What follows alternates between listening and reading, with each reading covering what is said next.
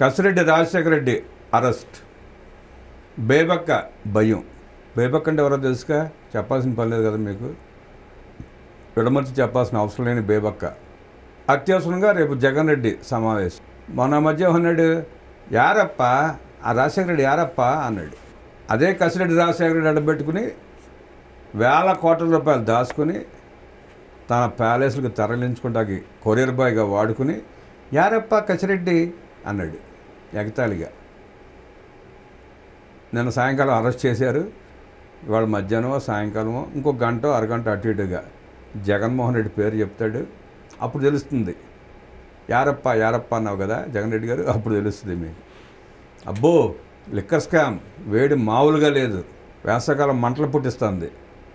Raj Kasireddy Dubai నుంచి రాజేష్ రెడ్డి అవతారం ఎత్తి దిగగానే సిట్ వాళ్ళు స్వాగతం సుస్వాగతం అంటూ ఎత్తుకెళ్ళిపోయారు. జగన్ భాషలో ఎత్తేశారు. జగన్ అంటూ ఉంటాడు కదా ఎత్తేశారని, అట్లా రాజ్ కసిరెడ్డిని ఎత్తేశారు. నేను వస్తా విచారణకు సహకరిస్తా అని ఆడియో మెసేజ్ పెట్టిన గంటలోనే ఇలా జరగడం, రాజ్ కసిరెడ్డి శంషాబాద్ ఎయిర్పోర్ట్లో పట్టుబడడం, మారు పేరుతో వచ్చాడు అంటే ఇంతకీ ఏపీ లిక్కర్ స్కామ్ కేసులో అసలు బ్రాండ్ మార్పిడి కూడా జరిగిందా? జగన్ గారు మద్యం బ్రాండ్లు మార్చినట్టే నటులను కూడా మారుస్తున్నాడు. మాజీ ఎంపీ విజయసాయిరెడ్డి మీడియా ముందుకు వచ్చి లెక్చర్లు దంచాడు. ఆయన లిక్కర్ స్కామ్లో నన్ను ప్రశ్నలు అడిగారు, అన్నింటికీ సమాధానం చెప్పా అని చాలా సింపుల్గా చెప్పేశాడు. రాజ్ కసిరెడ్డి చాలా తెలివైన క్రిమినల్ అంటూ కూడా కితాబ్ ఇచ్చాడు ఆయనకి, రెండో కృష్ణుడికి. 2019 చివరిలో తన ఇంట్లో 2 లిక్కర్ మీటింగులు జరిగాయని కూడా ఒప్పుకున్నాడు విజయసాయిరెడ్డి గారు. వాసుదేవరెడ్డి, శ్రీధర్ రెడ్డి, మిథున్ రెడ్డి, సత్యప్రసాద్, కసిరెడ్డి రాజశేఖర రెడ్డి ఆ సమావేశాలకు హాజరయ్యారట. ఓఎస్డి కృష్ణమోహన్, ఐఏఎస్ ధనంజయ రెడ్డి రాలేదని, గుర్తులేదని చెప్పబోయి కాదు నేను గుర్తు తెచ్చుకుని మళ్ళీ మీరు సమావేశాలకు పిలిచినప్పుడు విచారించడానికి పిలిచినప్పుడు చెప్తాలే అని చెప్పి నర్మగర్భంగా వచ్చారని, రాలేదని చెప్పకుండా నర్మగర్భంగా దాటేసి జంప్ అయిపోయాడు. ఇక్కడే అసలు ట్విస్ట్ మొదలైంది. విజయసాయిరెడ్డి రాజ్ కసిరెడ్డిని తెలివైన క్రిమినల్ అని తేల్చేశాడు. ఆ రాజిరెడ్డి విజయసాయిరెడ్డిని ఆడ బట్టే బాస్ అన్నాడు. ఈ బట్టే బాస్ ఏంటో, క్రిమినల్ ఏంటో, A1 ఏంటో, ఈ భాష ఏంటో, వీళ్ళ మాట ఏంటో అర్థం కాల. బోషడికే అన్న మాటకి అర్థం తెలిసిన వీళ్ళకి బట్టే బాస్ క్రిమినల్ అంటమేంటో కూడా అర్థం కాల. పైగా విజయసాయిరెడ్డి గారు ఏమంటాడు, రాజ్ కసిరెడ్డిని పార్టీలో పెద్దలే నాకు పరిచయం చేశారన్నాడు. ప్రశాంత్ కిషోర్కి ప్రోటోకాల్ వ్యవహారాలు అప్పగిస్తే ఈయన గారు మాత్రం కసిరెడ్డిని అంటగట్టారంట.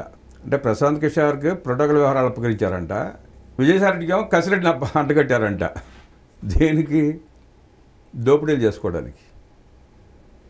కసిరెడ్డిని అడ్డం పెట్టి స్కెచ్లు వేయండి, మీరు భారీ స్కెచ్లు వేయండి, ఎక్కడ ఎలా దోచుకోవచ్చో ప్లాన్ చేయండి. ఆ దోచుకుందంతా కసిరెడ్డికి అప్పచెప్తే కసిరెడ్డి కొరియర్స్ని పెట్టి ప్యాలెస్లకు పంపిస్తాడని చెప్పారట పెద్దలు. కసిరెడ్డి వెనకాల ఎవరున్నారో నాకు తెలియదంటూ అమాయకంగా మాట్లాడాడు విజయసాయిరెడ్డి గారు.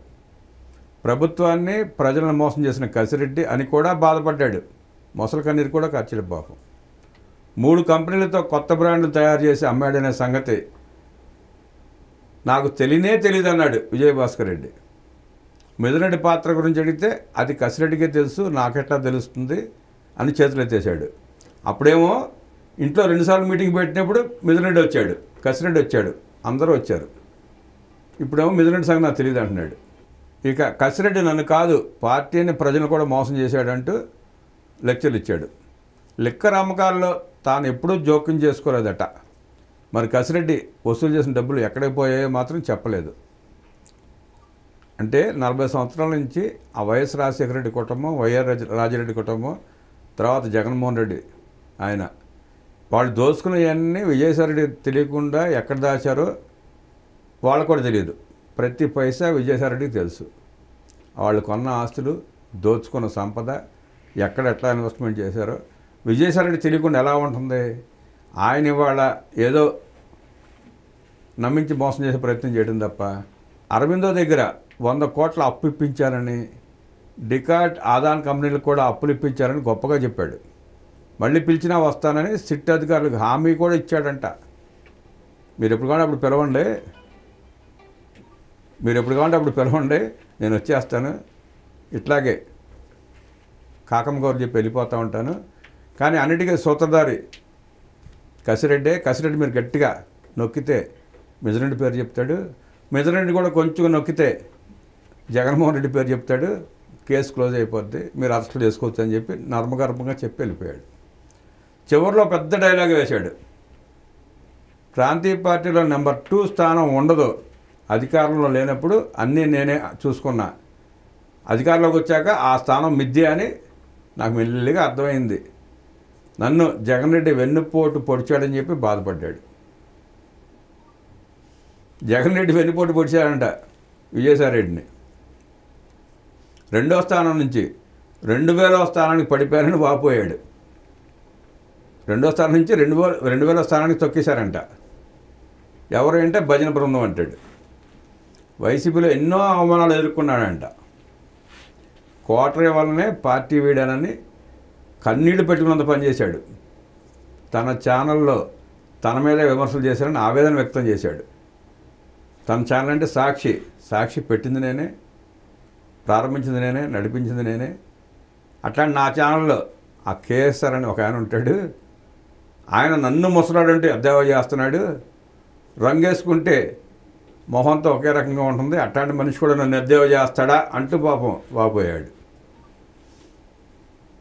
నేను వ్యవసాయం చేసుకుంటా, ఇంకా ఏమైనా చేసుకుంటా, సాక్షి మీడియాకు ఎందుకట అనవసరాతలు ఎందుకు రాస్తోంది అంటూ సూటిగానే ప్రశ్నించాడు.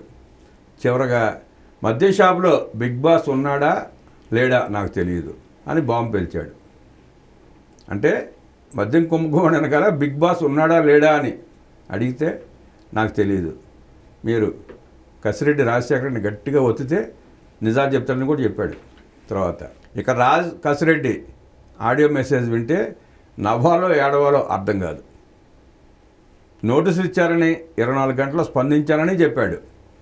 ఎందుకు రమ్మంటున్నారో, డాక్యుమెంట్స్ ఏమైనా తేవాలా అని అడిగానంటూ అమాయకంగా మాట్లాడుతున్నాడు. తాను విచారణకు సహకరిస్తానని చెప్పాక 2వ నోటీస్ ఇచ్చారట. ఆయన విచారణ నేను సహకరిస్తానని చెప్పినా కూడా 2వ నోటీస్ ఇచ్చారంట. మీడియాలో తనపై తప్పుడు ప్రచారం జరుగుతోందని ఆవేదన వ్యక్తం చేశాడు. ఏం తప్పుడు ప్రచారం చేశారు, ఎవరు చేశారు? మీరు దోచుకున్న 1000 కోట్ల రూపాయల గురించి చర్చ చేస్తున్నారు. అంటే మీరు దోచుకునే విధానం కొత్తగా ఉండేటప్పటికీ ఓహో ఇలాగా కూడా దోచుకోవచ్చా అని ప్రజలు నిర్గాంతపోయి ఆశ్చర్యపోయి, ఏదిరా మాకు ఈ కర్మ, ఒక్క ఛాన్స్ అని తీసుకొచ్చి నెత్తి మీద పెట్టుకుంటే నెత్తి మీద బొచ్చంతా పెరిగేశారని చెప్పి చర్చలు జరుపుకుంటున్నారు. ఇంకా నీ మీద చెప్పుకునేదా ఉంది? నీ మీద కొత్తగా చెప్పుకుంటాకేముంది? రాజిరెడ్డి తాను లేని టైంలో తన తల్లికి నోటీసులు ఇచ్చారని బాధపడ్డాడండి. నేను లేని టైంలో నా తల్లికి నోటీసులు ఇచ్చారని చెప్పి బాధపడ్డాడు. ఇస్తారు కదా మరి. నువ్వు తప్పించుకుని పారిపోతే నోటీసులు తీసుకుని కూడా నువ్వు అటెండ్ కాకపోతే ఇంట్లో ఎవరుంటే వాళ్ళకి నోటీసులు ఇస్తారు, సహజం కదా అది. సాక్షిగా పిలిచి అరెస్ట్ చేయాలని చూస్తున్నారని లాయర్లు చెప్పారంట. సాక్షిగా నేను పిలిచారని ఎవరు చెప్పారు? నువ్వు సాక్షి కాదు కదా, నువ్వు కూడా నేరస్తుడివే, దాంట్లో నువ్వు కూడా పిన్ పాయింట్వి, నువ్వు ఆ నేరంలో పిన్ పాయింట్వి. నిన్ను కేంద్రంగా చేసి అందరూ డ్రామా ఆడారు. మీ బిగ్ బాస్ ఆడుకున్నాడు, మీ బిగ్ బాస్ నొక్కేశాడు. బిగ్ బాస్ తెలియకుండా నువ్వు కొంత నొక్కేశావని చెప్పి చర్చ జరుగుతుంది. అందుకే హైకోర్టులో పిటిషన్ వేసాడంట, సాక్షి పిలిచి అరెస్ట్ చేస్తారని భయంతో. న్యాయ సలహా తీసుకున్నాకే విచారణకు వస్తానని కూడా చెప్తున్నాడు. ఇక్కడే అసలు పంచ్ డైలాగ్ పేల్చాడు. విజయసాయిరెడ్డి ఓ బట్టేబాజ్ మనిషి అంట. ఆయన చరిత్రను అందం ముందు పెడతాడంట. విజయసాయిరెడ్డి బట్టేబాజ్ అయితే A2 విజయసాయిరెడ్డి A1 ఏమవుతాడు కసిరెడ్డి? నీ కసి బట్టేబాజ్ అంటూ విజయసాయిరెడ్డి మీద చూపిస్తున్నావా, బిగ్ బాస్ మీద చూపిస్తున్నావా? అప్పటి వరకు తన గురించి ఒకవైపు వార్తలు రాయొద్దని మీడియాను కోరాడు. అంటే మాకు దొరికినకాడ మేము దోసుకుంటాం, మేము తినేస్తాం, మా గురించి మాత్రం మీరు రాతలు రాయొద్దు, మీ ఇష్టం వచ్చినట్టు చర్చలు పెట్టదని చెప్పి ఓ రకంగా సున్నితంగా వార్నింగ్ ఇచ్చాడు మీడియాకి. ఇక అరెస్ట్ అయ్యాడు తెలవాలి, బేబక్క భయంతో బెక్క చచ్చి అలర్ట్ చేసినట్టు ఉంది. బేబక్క ఎవరో చెప్పాలి, మీకు అవసరం లేదు కదా, మీకు తెలిస్తే కామెంట్లో చెప్పండి ఎవరో బేబక్క. కసిరెడ్డిని అరెస్ట్ చేశారని తెలియగానే బేబక్క అలర్ట్ అయిపోయి బేబక్క భావన అలర్ట్ చేసింది. ఇంతలో Jagan Reddy Tadepalli political advisory committee meeting పెట్టేశాడు హడావుడిగా. ఇవన్నీ తెలియగానే జగన్ రెడ్డి తాడేపల్లిలో ప్యాలెస్లో పొలిటికల్ అడ్వైజరీ కమిటీ మీటింగ్ పెట్టేశాడు ఏకంగా. అంటే సన్నద్ధం చేసేస్తాడు అందరినీ, ఎప్పుడైనా లేపేయవచ్చు ఎత్తేయవచ్చు, మీరందరూ సిద్ధంగా ఉండండి. ఆ మధ్య అనంతపురం జిల్లాలో వచ్చాడు కదా ఓదార్పు అని చెప్పి, మనిషి 2000 ఇచ్చి తీసుకొచ్చాడు కిరాయమోహన్లని. అట్లాగే మీరు అందరూ 2000 3000 ఇచ్చి జనాన్ని పోగు చేసి కత్తి అడవాడు చేయండి అని చెప్పి మీటింగ్ పెట్టాడన్నమాట. ఇప్పుడు అత్యవసరంగా మీటింగ్ ఎందుకు పెట్టాడో ఎవరికి అర్థం కాల. కసిరెడ్డిని బకరాన్ని చేయడానిక, లేక ప్రజల దృష్టిని మళ్లించడానిక, కొత్త డైవర్షన్ స్కెచ్చా అని జనం గుసగుసలాడుకుంటున్నారు. జనం కాదు, జనం అంటే వైఎస్ఆర్ కాంగ్రెస్ పార్టీ కార్యకర్తల నాయకులు, వాళ్ళే గుసగుసలాడుకుంటున్నారు. మాకేంద్ర ఈ కర్మ, మాకు కూడా చుడతాడు ఏంటి ఈ తేనె తుట్టిని తీసుకొచ్చి అని చెప్పి ఎవరికాడు వణికిపోతున్నారు. కసిరెడ్డిని బలిపశం చేసి మిగతా వాళ్ళందరూ క్లీన్ చీట్ తెచ్చుకోవాలని చూస్తున్నారేమో. నాకు తెలియదు అంటూ అందరూ తప్పించుకుంటే అసలు కథ ఎక్కడికి పోతుంది? కసిరెడ్డిని ఒక్కడనే బలి చేసి తప్పించుకుందామని చూస్తున్నారా? జగన్ రెడ్డి మీటింగ్లో ఏం మాట్లాడతాడో, ఏం ప్లాన్లు చేస్తారో చూడాలి. లిక్కర్ స్కామ్లో బిగ్ బాస్ ఎవరు అనే ప్రశ్న మాత్రం అలాగే మిగిలిపోయింది. నాకు తెలీదు అనే జవాబు వింటే మరి ఎవరికి తెలుసు అని అడగాలనిపిస్తుంది అందరికీ. ప్రజలకి ఎవరికాడు నాకు తెలియదంటే షర్ట్ కాలర్ పెట్టి లాగి ఒకటి పీక్ అడగాలనిపిస్తుంది అందరికీ, మరి బిగ్ బాస్ ఎవడని. విజయసాయిరెడ్డి రాజ్ కసిరెడ్డి మధ్య నువ్వెంతంటే నువ్వెంత అనే వారు మాత్రం రంజుగా సాగుతోంది. బరిలో కోళ్ళు కొట్టుకుంటాయి కదా, కోడి పుంజులు. సంక్రాంతి సంబరాల్లో బరిలో కోడి పుంజులు కొట్టుకుంటూ ఉంటాయి. వాటి యజమాని మాత్రం బరి పక్క నుంచి చూస్తూ ఉంటాడు. కొట్టుకుని ఒకసారి 2 చచ్చిపోతాయి. అట్లాగే ఇప్పుడు కూడా నువ్వెంత అంటే నువ్వెంత మాటలు ఎత్తు నడుస్తుంది. రేపు ఏ ఎత్తు నడుస్తుందో కానీ ప్రస్తుతం అయితే మాటలు ఎత్తు నడుస్తుంది. నేను అమాయకుడని విజయసాయిరెడ్డి, నువ్వే క్రిమినల్ అని కసిరెడ్డి ఇద్దరు అనుకుంటున్నారు ఒక్కొక్కళ్ళు. ఈ ప్రేమ కథ ఎక్కడ దారిస్తుందో వేచి చూద్దాం. మొత్తానికి ఈ లిక్కర్ స్కామ్ ఒక సీరియల్ లాగా సాగుతోంది. రోజుకో ట్విస్ట్, రోజుకో కొత్త పాత్ర. జనం మాత్రం పాప్కార్న్ తింటూ ఇంకా ఏం జరుగుతుందో అని ఆసక్తిగా ఎదురు చూస్తున్నారు. మధ్యలో మిథున్ రెడ్డి, పైన బేబక్క హ్యాండ్లింగ్ వరకు చాలా లింకులు ఉన్నాయి.